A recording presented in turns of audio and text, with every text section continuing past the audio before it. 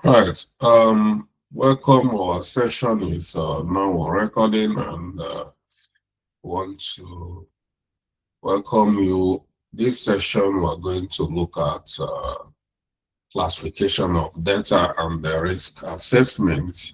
So we'll try to understand how we can protect data and make sure that data is highly compliant. But there's no way we can do that without first classifying data. After classifying data and mapping each data to different regulatory, that's the only way you can understand which data is sensitive, not sensitive, or different. We are going to classify. We're going to find out now. So I'm going to share my screen and start.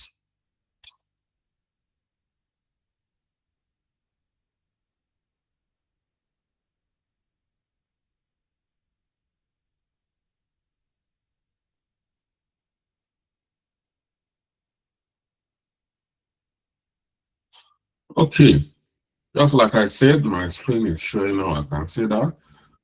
This lesson, we're going to establish how organizations identify, classify, and assess the risk of data assets to ensure appropriate protection, compliance, and ethical data usage.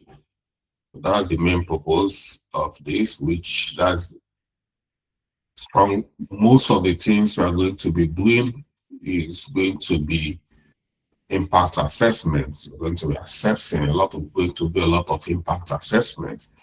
So yeah, this is first step towards impact assessment. Like by tomorrow, when we finish this one by tomorrow, we're going to deal with impact assessment. But for you to do impact assessment, the first thing is to do a classification. Yeah. So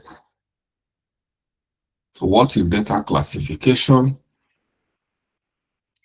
Data classification is the process of categorizing data based on sensitivity. Sensitivity means how confidential it is, business value, how important is that data, risk exposure, the impact if compromised, and regulatory requirement, legal obligation. So these are ways a data should be classified.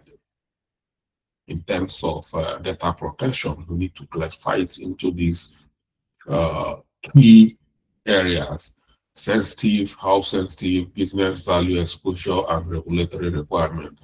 Classification determines how data should be stored. Yeah, sensitive data should be stored in a certain manner, assessed in a certain manner, shared in a certain manner, and protected in a certain manner. Why? Because it's sensitive. Business value, a very important data should be stored in a certain way because it's very important. A very risky data because it can easily be compromised. You need to be encrypted or stored in a certain way because of its vulnerability. And some data, because we need to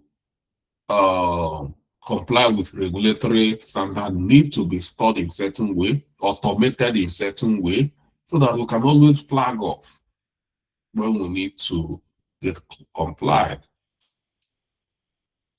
Example here, fintech company classifies customer data as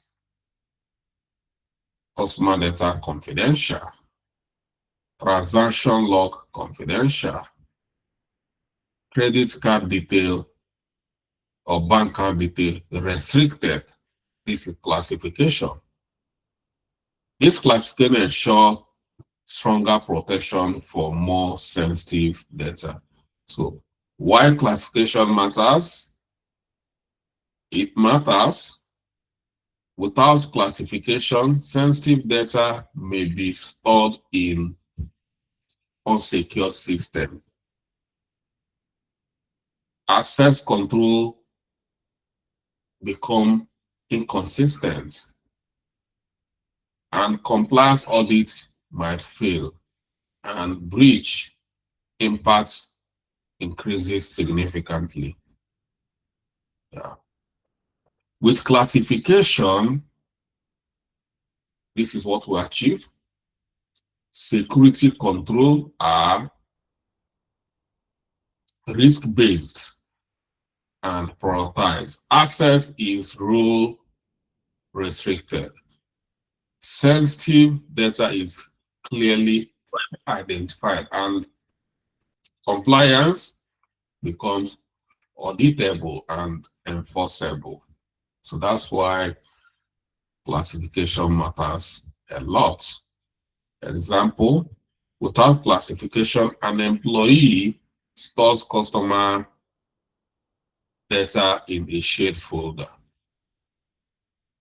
With classification, customer data is going to be labeled confidential, and access is going to be restricted, and it's going to equally be encrypted. So there's no way you can store confidential matter in a general database or general folder. So it has to be confidential, labeled confidential, while carrying out the classification. Standard data classification model. So now we have understand the reason why a data should be classified, the main reason, and the problem why a data is not classified. We've seen how vulnerability a data can be when a data is not well classified because it's not well tagged, it's not well identified. So having understood that, let's look at standard data classification model we can use professionally. What is public data? A data should be, classified as a public data or internal data or confidential data, restricted data. These are the key classification area when we talk about classification model.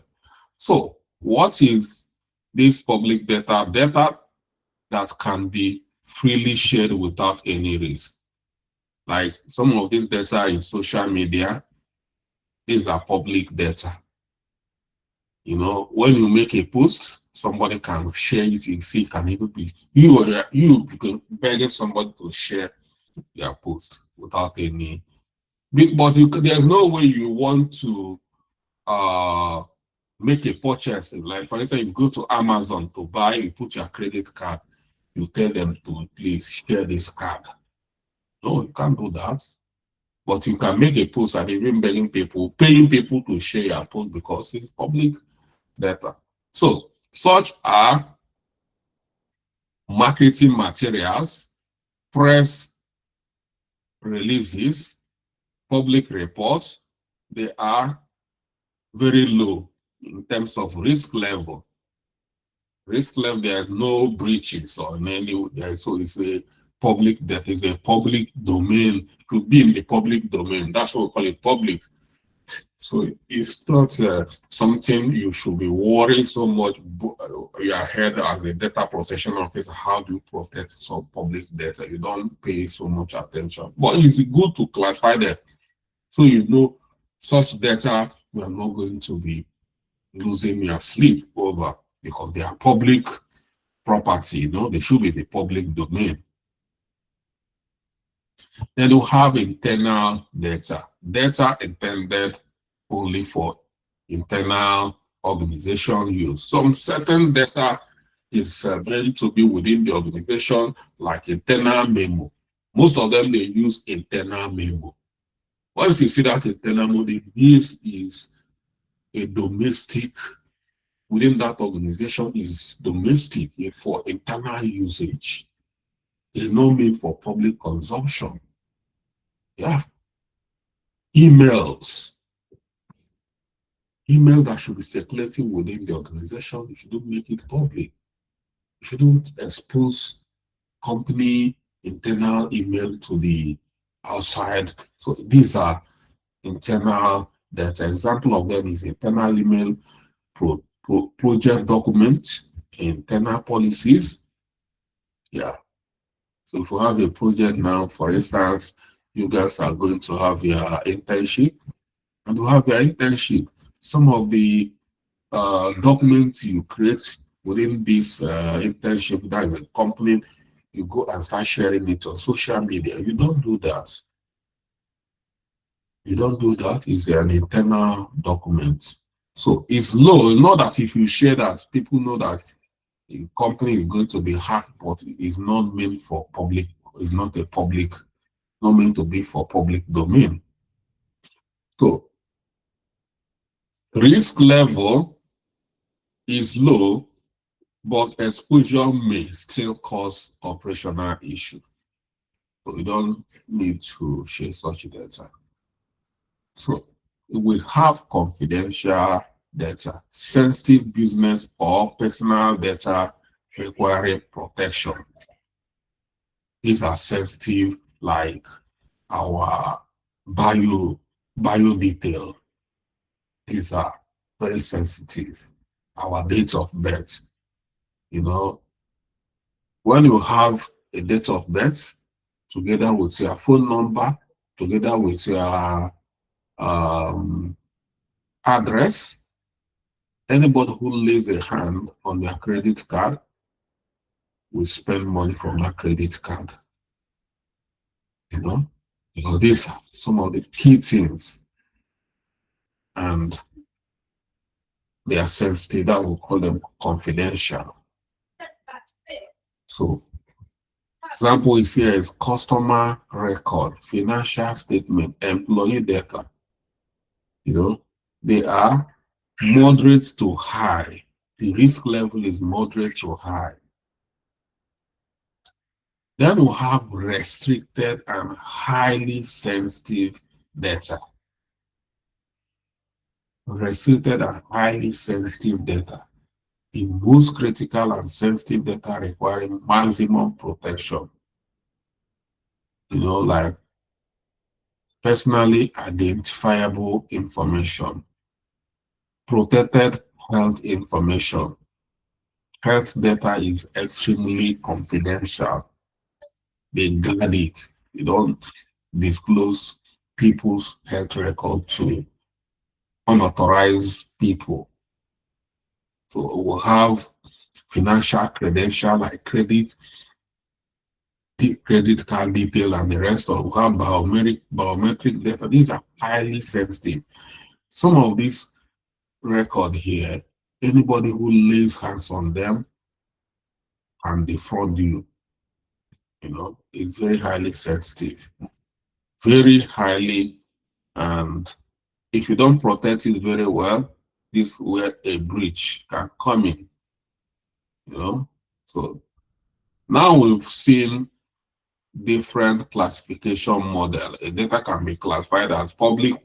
Now, when you hear public data, you know where they belong. As a data protection officer, you don't know, you don't need to lose a sleep over such data. You know where they are.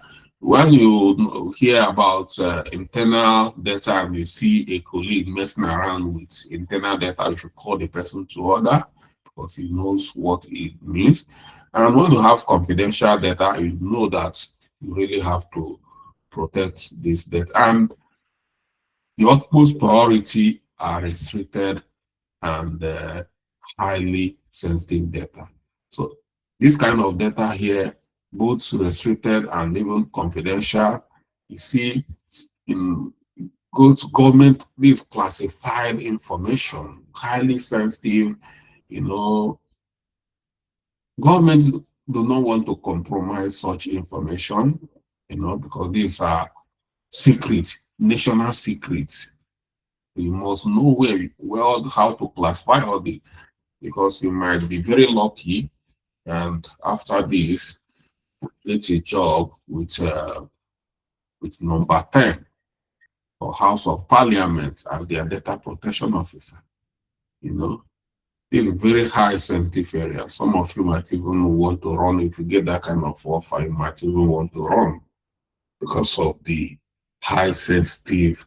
But yeah, with this, it should be equal to the task to handle such data if you find them within your jurisdiction. Okay, special categories of sensitive data. So now drilling down on sensitive data. This is restricted and highly sensitive. We need to drill down more on that. Under laws, like certain data type are classified as special categories. These include health data, biometric identifier like fingerprint, facial recognition. Yeah, you know that our fingerprint is very, very important. If you go to so many of these big organizations like bank, where they store so many classified documents, they don't use um, password. No. Even if they use password, they use a combination of layers. They will use password, they will use fingerprint, they will use a collection of to protect it. In some areas, you see some people is only if you go to some bank vault or safe in some bank, the only person that can open that safe is the owner of that safe.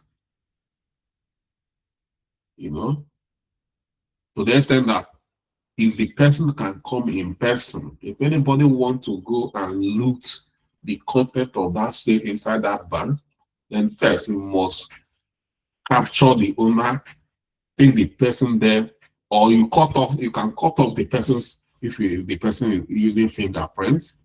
So without that kind, so it's very, very sensitive. These days, we have eye recognition.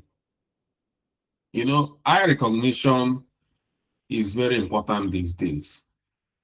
You know, facial recognition as well. I've worked in places where during the induction, all of us, our facial was captured, and mainly our eye, due to the sensitivity, they make sure that it's you that is coming to work there after that induction. Nobody can come there to work, you know, in place of you, no impersonation. So any day you come to work, you look into the camera. The camera is not just capturing your face, it's looking at your eyeball. It's capture your eyeball, and the gate can open for you. So these are sensitive data. We have genetic data, you know, kind of some genetic genes and things like that. They might want to we can see some of these highly intelligent people, genius, they might want to capture their gene and store them. But scientific research, laboratory, a lot of research is going on. They can use somebody's gene to mass produce that kind of person because I said they are superior being. They can capture people of that with their genes. So for you to know how important some of these things are. Political opinions, information about countries, you know, opinion, what was before this war in Iran starts, you know, it must have been discussed. It must have been, a lot of meetings must have been carried on in Washington, in White House before. So these are highly sensitive data. If anybody have access, an unauthorized person having access, you know, the person leaking the information to Iran that America is coming to attack you is a big secret. So this kind of data, political opinion or religious belief, these are highly sensitive data that need special classification and special protection. You give it them the way you protect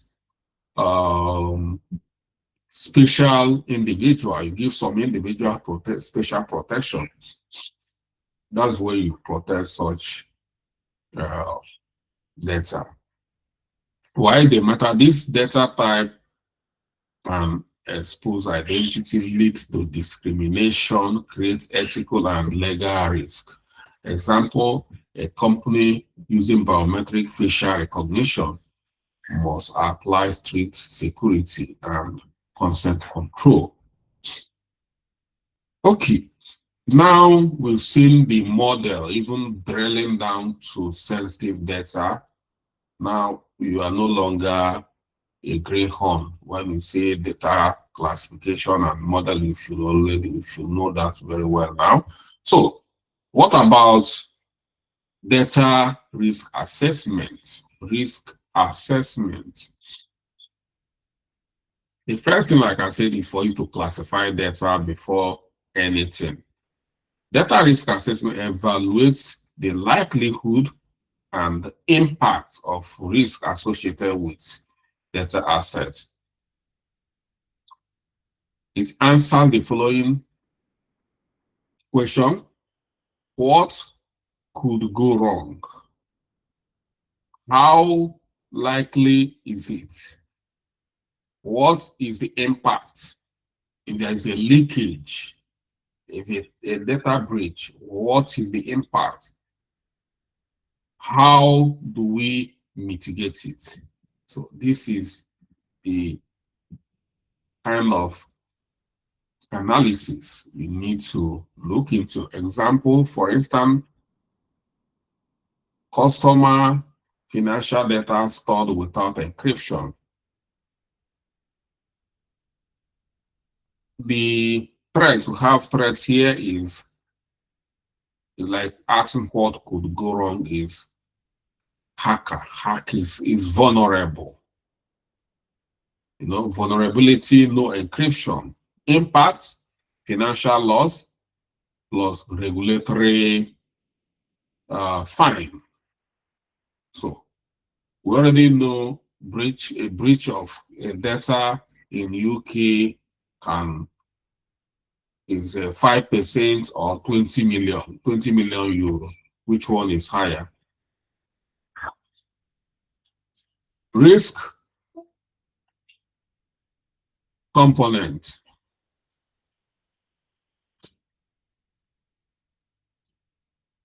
So these are the components of risk we should be looking at and the description of them. Number one risk component is threat. What is threat? Potential source of harm. When we try to classify data or analyze data in terms of risk, how risky data, we must first understand what are types of risk or components of what are. So see here we have a threat, a data that have this kind of, possess this kind of, what are the threats? A data like cyber attack is a threat. Vulnerability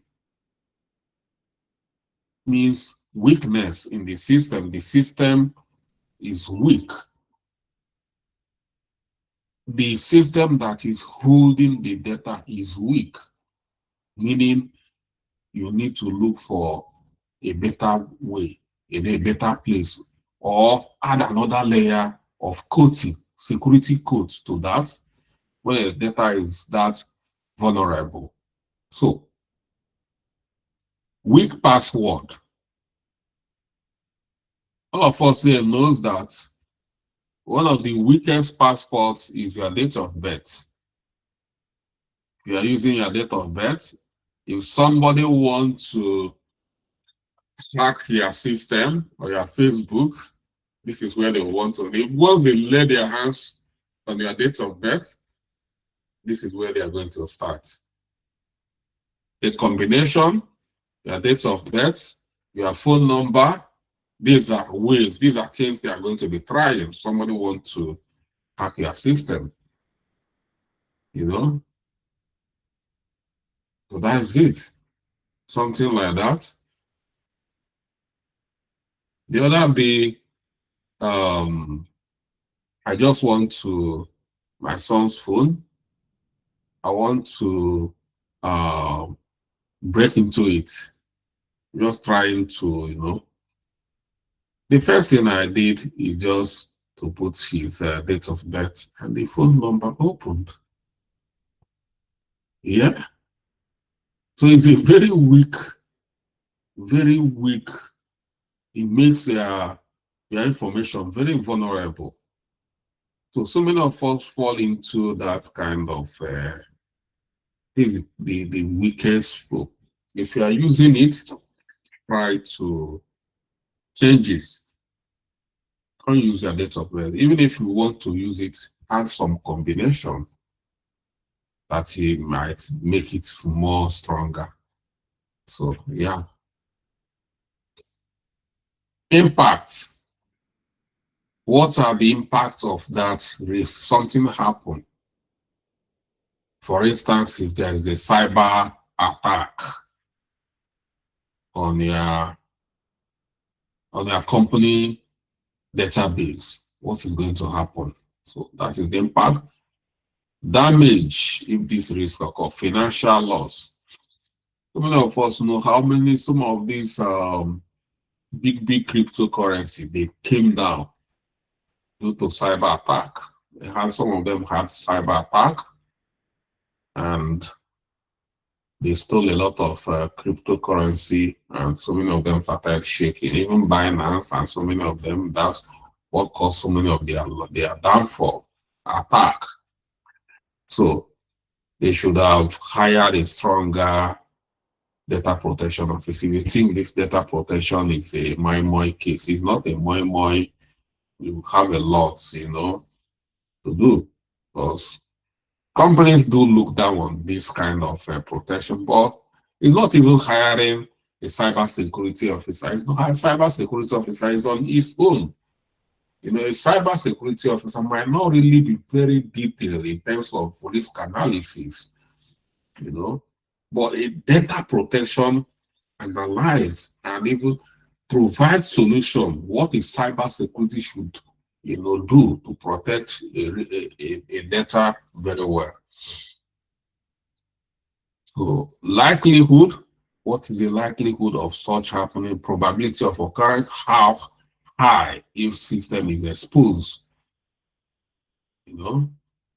So these are key components to have threat, vulnerability, impact, and likelihood. These are components of risk. If you want to analyze risk, these are areas, things you need to look into whenever you want to carry out risk analysis. So the key insight, risk exists when there is threat, when there is vulnerability, and there is impact. Impact is present, it means it's risk. So when you combine these together, you see that, there is risk because there is a threat already, and the system is vulnerable, and the impact is high.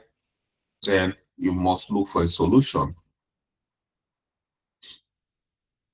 So, going deeper into the risk, let's look at risk scoring framework. You need to carry out a risk. There's a way you need to score to understand the level of impact, on a risk. So, when we want to score a risk, we are going to use this risk scoring model. Risk score is equal to likelihood times impact. So we know, for instance, let's look at risk level. Risk level, if we want to do is a risk score of 1 to 3, we can say risk score of 1 to 3 is low. And action we need to be just to monitor because it's low. And when we have a risk level of 1 to 4 to 6, we say it's medium. We have a mitigation in place. And when we have a risk level of 7 to 9, a risk score of 7 to 9, the risk level is high. And in a situation like this, it requires immediate action. And when a risk score is 10 plus, then it's critical and need escalation to higher authority. So example of such is, let's look at a sensitive customer data where the impact is 5 and likelihood is 4. So impact 5, likelihood is 4. What is the risk? The risk score is when you sum impact times likelihood. This is 5. So when this times 4 is 20. So the risk score is 20. And we'll say here 10 plus above is a critical risk. So that is how we get, you see here, the risk score. If you want to get risk score, is when we type likelihood by impact. And how do we get like this likelihood and impact? When you have a team, you can use a poker card to write. So that's how most of the time we'll do our risk evaluation, or we want to capture impact analysis. So we want to understand. What we do is, if we're in a team, we write, we say it's going to be between 1 to 5, and everybody writes based on their analysis, based on their evaluation. Some people will write the risk will be 5 if we have a team. And at the end of the day, we use the aggregation, that is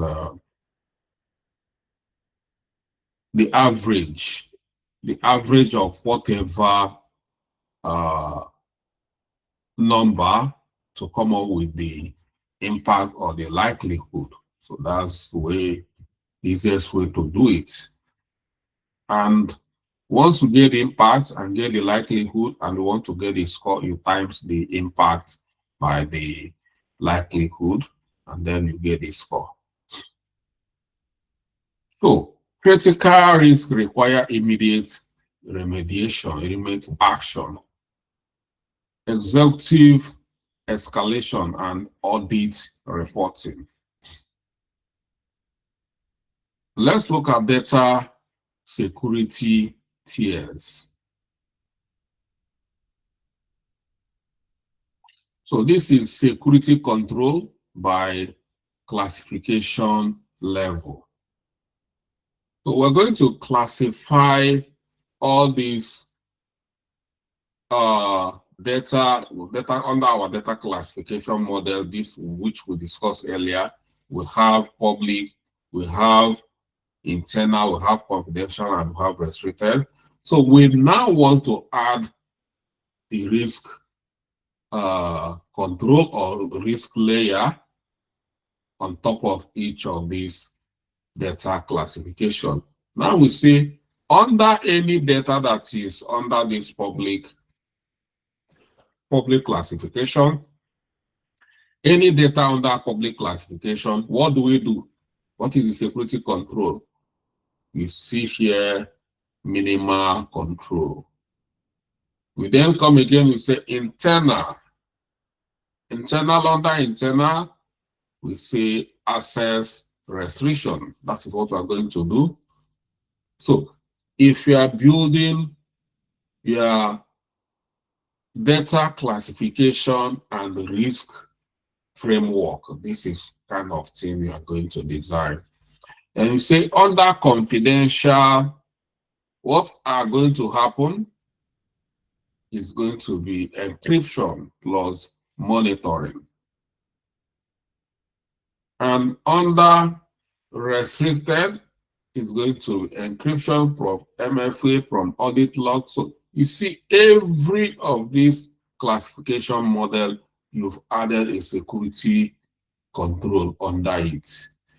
So once this is done, if we have cybersecurity officers, it's down their duty to start implementing, for instance, all the data that is under confidential. The cybersecurity officers you are working with will now build an encryption layer on top of it. And under internal, the data administrator will now start adding required access control on top of it. And so this is the way you build a framework, and everybody working within the unit, everybody knows what they're supposed to do. They'll start applying it in their daily activity. So, gold standard control for restricted data. Restricted data is most of the time is highly sensitive, which we already discussed. Most of them is you add end-to-end encryption. That's why some people like WhatsApp, because it's got end-to-end encryption. But even at that, it still gets compromised at times. So it equally requires role-based access control. People that do not have authorization cannot access it. You have multi-factor authentication. So multi-factor authentication is another good, because at times the authentication can be your phone. So if you don't have, before somebody can really get access, the person must have taken your phone, before. So you must add another layer of authentication. Data mastery and anonymity, you can start masking data, another one. So all these are cyber security officers, they know how to do all this, and masking the data and continuous monitoring. So you must build how the data will continue to be getting monitored. So example, hospitals store patient data in an encrypted database and give limited access to doctors, and activity log is monitored. What activity log is that they monitor who visit the data. For instance, you can say every month we need monthly activity log on this data. So every month you generate activity log.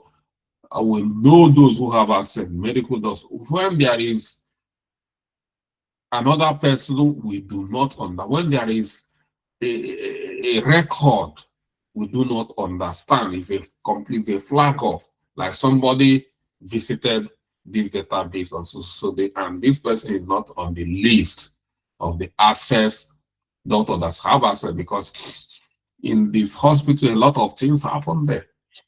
So these are the things.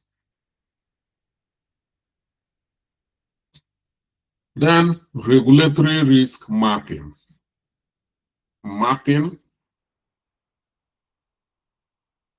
So this is not just control, but compliance.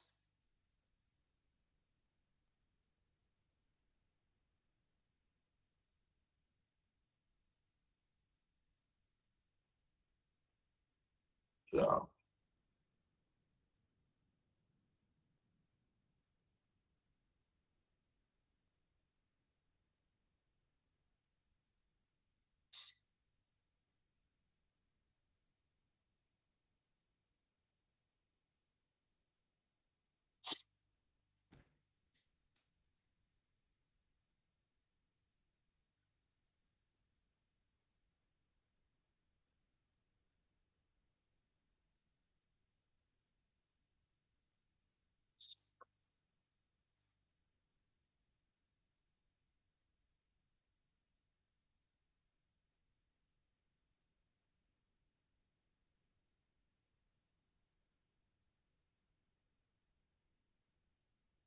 So we are talking about regulatory risk mapping.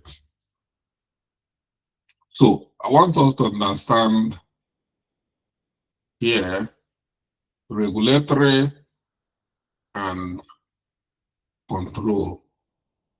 Here is security control. Security control is things we build within the system. It's action within the system.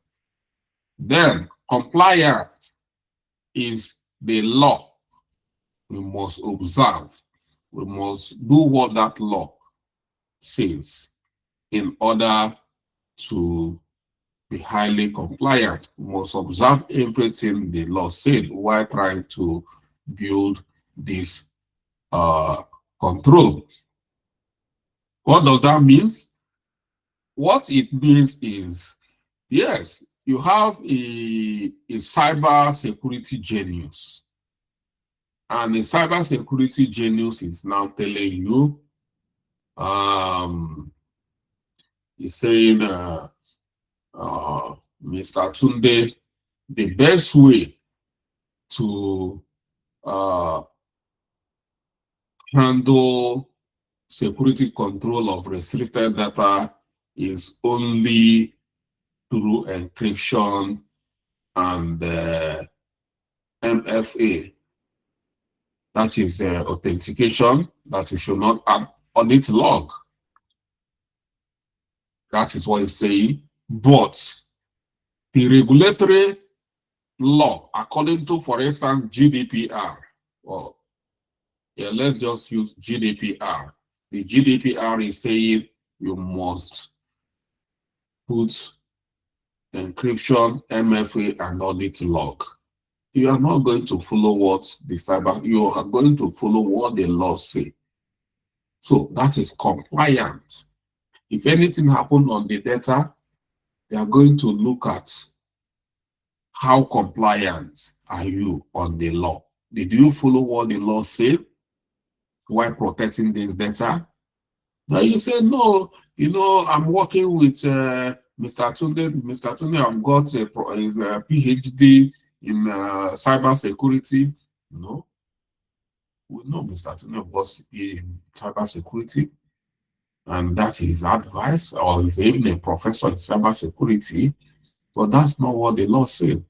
You must follow that's why we have regulatory compliance. So every data has a regulatory aspect. So in as much as we are building the security control on top of that data, that security control you want to build must equally be compliant on the regulatory aspect.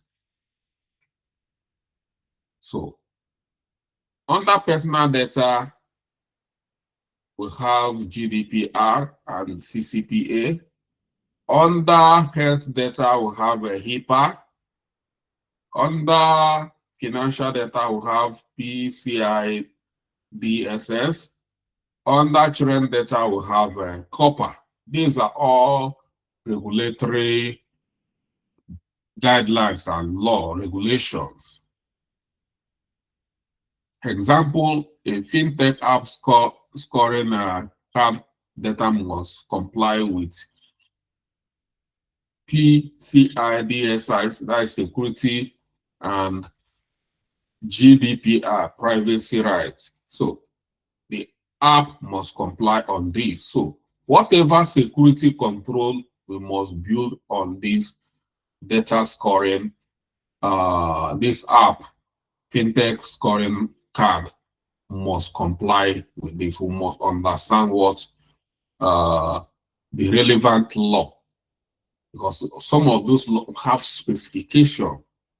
You must comply with their regulation as well. Some of them might tell you audit log, periodic audit log, periodic, so something like that. So key insight, not all data is equal. Regulation depends on classification and content. So meaning The kind of regulation you apply on any data depends on the classification. Like public data that's classified under public model, of course, it doesn't require, such so much regulation, GDPR, all it does not require it. So sensitive, highly sensitive, is going to require, at times you see some of them will require all the regulations around them. Okay, now let's look at, these days, when anything you are doing with data or data management in any way, these days you must add AI, because we cannot do without AI these days. So if your company breach any regulation, you cannot say it's because it's AI and AI is still very new. To have that kind of excuse. So must always include AI-driven data risk analysis as well. The role of AI in data classification and risk. AI enhances data governance by automating classification and risk. So AI here is equally aiding us. So in as much as we use AI, have to make sure that AI himself is not biased. So AI capabilities. AI automatic identification of sensitive data, real-time anomaly detection, behavior-based access monitoring, and predictive risk analysis. What does that mean? Yes, we can now use AI to automate some of these activities. AI use cases, automated, like I said, you can use AI to automate activity, because AI automation is better than the normal automation we'll be using. As a matter of fact, that is the trending technology these days. Every company is adopting it. So those in AI who are good in AI automation are going to get more jobs. So in our AI engineering, we've added another layer, which is going to be AI automation. Very, very good. So AI, we have use cases here. We have automated PII detection in document, detection of unusual access pattern. That's AI is very good in pattern detection. Pattern. If you ask AI a question through a particular pattern, the next time is going to produce a result that aligns with your pattern. So AI is very good in pattern detection. Insider threat monitoring, data leakage prevention system. Example, AI detect employee downloading large volume of customer data. And I say, if there is an unusual pattern, it means this person might be trying to steal in this document. This is what we call industrial espionage. Companies, they don't want you to take away their data assets. And this is a common practice for employees who are working in a company, might have a lot of templates, documents. They want to just download them to go and keep for their own private use. Companies don't like that. So if you are taking it, be careful. At times, it can be detected and you even lose your job.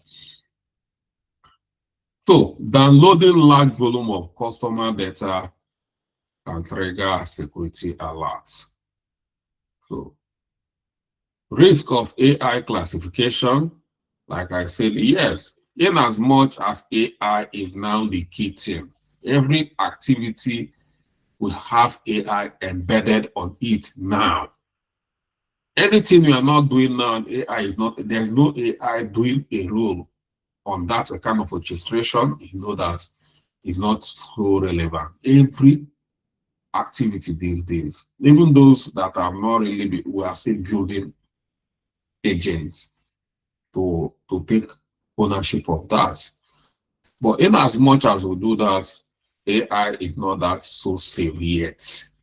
It's not safe yet. So we have to be careful whichever way we want to use AI for data protection. The risk of AI incorrect classification. AI can be biased. AI make judgment based on information is a garbage in, garbage out. If it's working on wrong information, it's going to give you wrong classification. Bias in training data. If the data, like I said, training data, all this AI, they are trained. If the data you use to train the AI or whoever trained the AI, the data is not correct, AI is going to give you wrong classification. Like now, so many stories about Africa, AI is not getting it correct. You know, AI is getting a lot of stories about Africa, although now they've been working hard to improve, but a lot of things AI is talking about Africa, it's not true. You know, most of them, most of the AI, they are being fed based on the information as domain. So some information about Africa is not on the uh, Western domain. They don't have such data. So the point I'm making is that AI can still make mistakes. So let's be careful why we use AI. Lack of explainability is a part of the biasness. Insights, AI must be governed, audited, and explainable. So AI we use must equally be governed to make sure that is ethical and audited. We don't just use everything we get, we must audit it to make sure that it's equally accurate and compliant within the necessary regulation and that is not biased. Bias is when it's making wrong judgments. AI can make wrong judgment. That's what we call AI being biased. And most of the time it's based on what they have. That's the information they have. Now we've seen stages in data classification and security aspect of it. So this is, if you want to implement a data classification for your organization, so this is what you will be using. I want you to use this kind of classification framework. You see the way it's detailed it. The first thing is define classification policy, identify all data assets, apply classification label, implement security control, conduct risk assessment, conduct data mapping, map to regulatory laws, deploy monitoring system, and perform periodic review. So the exercise is going to be on fintech, hospital, and e-commerce. This has been industry I have tried to be consistent. Industry we've been using for some time now. So design a data classification framework for fintech, hospital, and e-commerce. I've done all of them. You know, I've done the whole classification framework. So I'm not asking you to do it because the last one I asked you to do, none of you submitted anything. So why is the reason that I gave you people assignment to do and nobody cares to do it? So what's the reason? Any reason?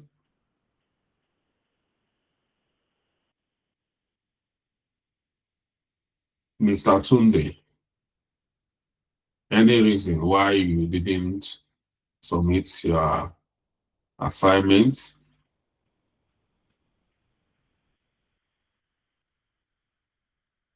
Ebere, Why didn't you submit your assignment? Is because you feel that you are bigger than me. No, I'm so sorry. Oh my Lord. Hmm? I will submit everything. I promise. Please. I'm so sorry. So you feel that can call police on me? No, Okay. I tried to submit it on that's the website. So I didn't know where to submit it. I said submit it on the platform. We have a WhatsApp platform. That's I'm where so we have sorry. platform.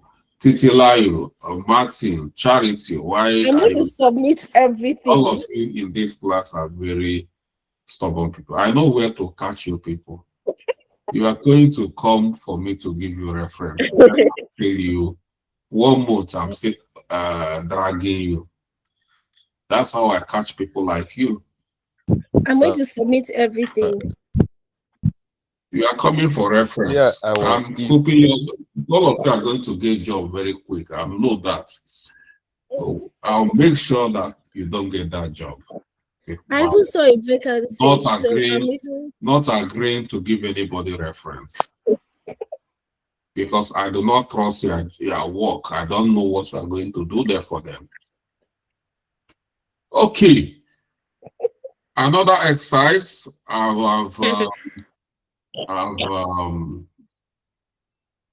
I've done it.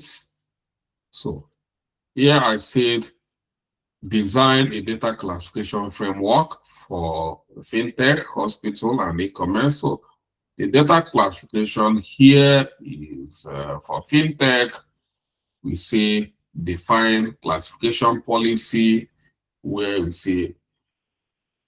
we define 4-tier model: public, internal, confidential, restricted. We have financial and identity data automatically classified as restricted, and we have policy aligned with GDPR, CCPA, and PCI DSS. Identify all data assets. The data assets we have within financial, within fintech, we have customer profile, which is know your customer data. We have transaction record, we have payment credential, we have fraud monitoring law, we have mobile app user data. Apply classification label. And then we'll say under classification, we'll say data asset, marketing assets, we classify it as public data. Internal reports, we classify it as internal data. Transaction reports or transaction data, we classify it as confidential. Credit card detail, we classify them as restricted. Then say implement security control on top of that. Then we'll say under confidential data, which we've captured here. Confidential data here is transaction data, is encryption and monitoring control. And we'll say under restricted data. The restricted data here is credit card details. We apply tokenization security control. We apply MFA, RBAC, that is role-based access control, and audit log. That is it. And then conduct risk assessment score with score. So we say under the risk assessment, card data breach. Under the risk is likelihood. The likelihood is 5. And under the impact is the impact is 5 as well. And the score is 25 score, which is 5 times 5. That is likelihood times impact, we get the score. And when we score from 10 and above, we classify it as critical. So we say that hard data breach is a critical, is under critical risk. So we build the necessary such area. We already know what to do in such area. We build and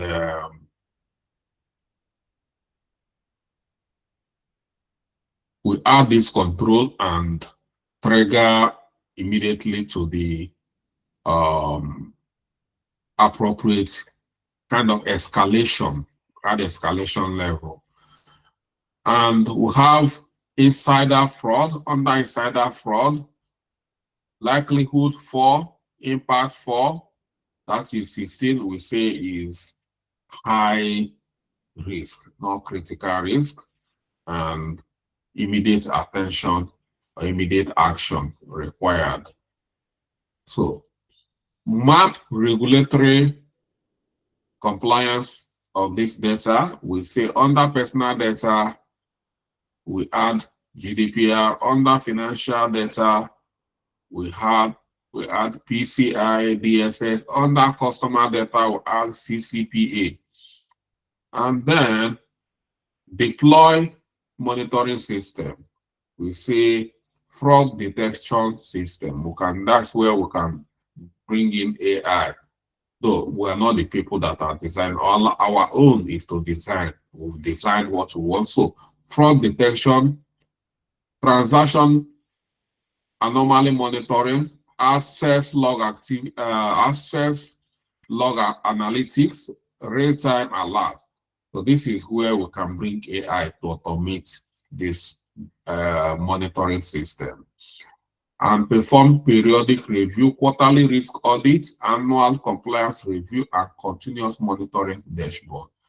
Chikina, you have designed a very powerful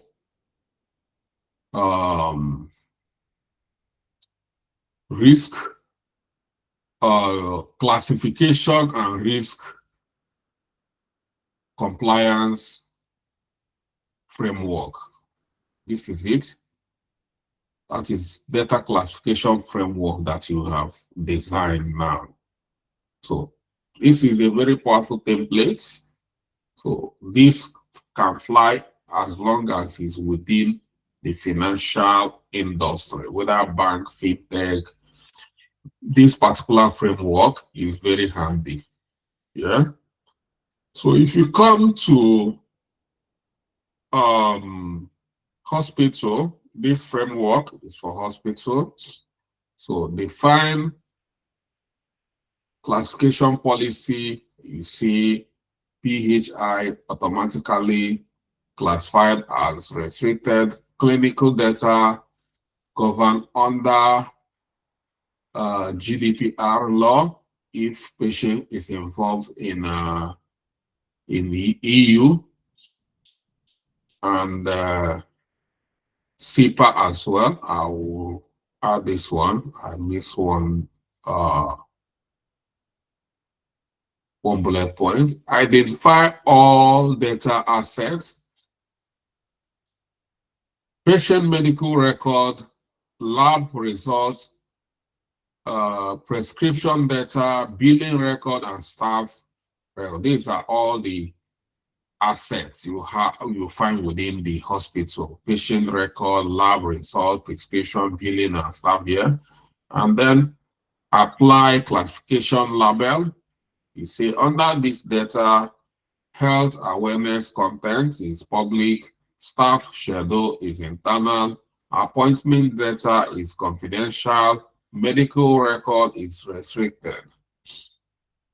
And implement security control under confidential and restricted. You see that most of this time we are building security control only on confidential and restricted. You see that public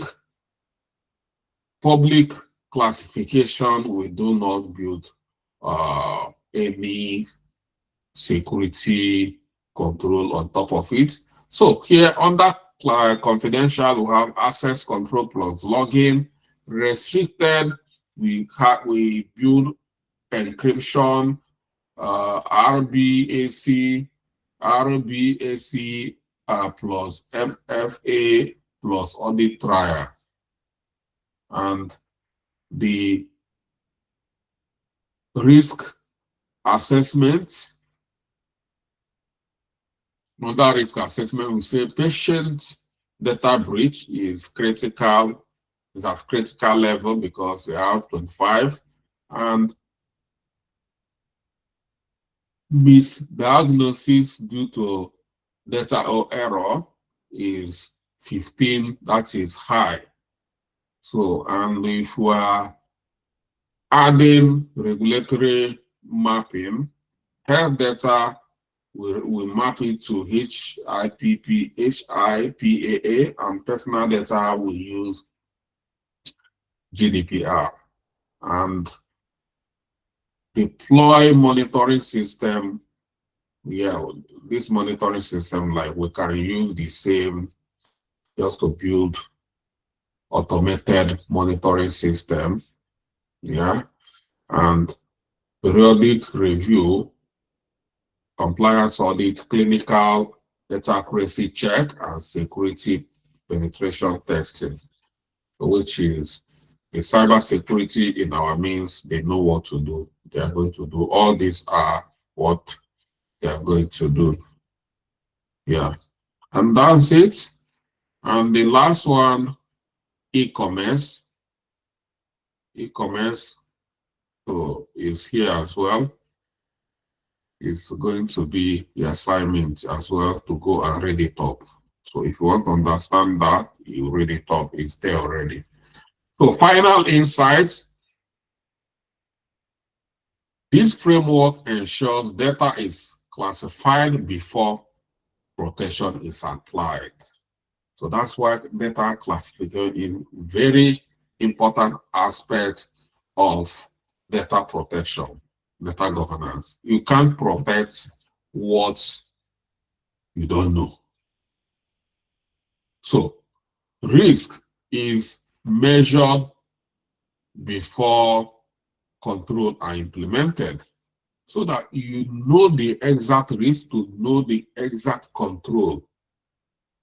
You cannot go and start building a missile to kill a cockroach. Because you want to kill a cockroach, you go and bring a pump action because you want to kill a cockroach. All you need is just your slippers. You just kill it. So you don't need. So you must understand the risk involved before you start implementing the security control. That's all the purpose of this.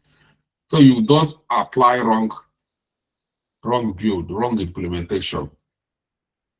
Compliance is embedded into all of them. So any of them, you must apply compliance. You don't just build. You must be within the law, what the law says. So golden rule: classify, assess the risk, apply, control, monitor, and then review. So that is it. Tomorrow we talk about data protection impact assessment. It's just another layer on top of this classification and risk assessment. Yeah.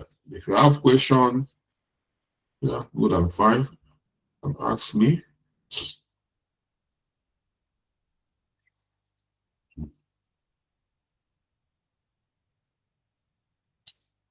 All right.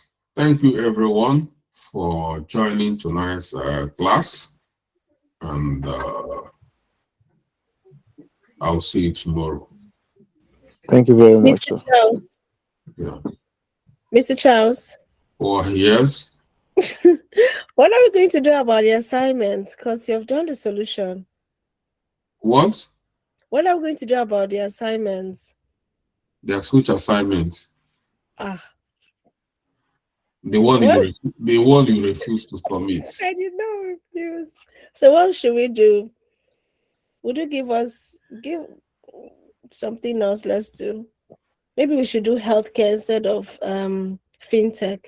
I'm just asking. I don't know. The one I asked you to, I didn't provide solution for it. Okay. I didn't. Did you guys see if you see solution? There's the one I asked you to do. I didn't provide solution. I know, but this particular one, I've already provided solution. Yes. This is not what I asked you. That is not the last assignment. This particular, I say, go and read this up. Because you people refuse to do it. I've been looking out to see. I didn't see anything. I said, okay, is there any need of me giving you people more assignment while the one I gave you people not done? So I decided to do the work so that go and copy. All of you are very good at copying and paste. So go and copy and paste. So yeah. Please, but I don't know the one you gave us last. Sorry, if maybe it's skip. I don't know. If you did not attend the class, you go and watch the video. You don't expect me, you miss a class and you come and teach you personally. No. I don't do that. Sorry. So if you miss a class, you know that something, there is a break. The kind of something is not connecting. This thing we are building here, they are connected. The first lesson is connected to the second lesson. The second lesson is connected to the third lesson. Like now, if you miss this particular lesson, tomorrow we are going to do impact assessment, and you come and see how we are doing impact assessment. You will be saying, how does it? Because there is a connection that you are missing. So don't try to miss anything. We are in a you guys, everybody now, we are in a very special area where you miss a class is already there. Where those days, if you miss a class, how many lecturers, they don't even send you. So if you miss it and you don't want to watch it, I don't know how you want me to do.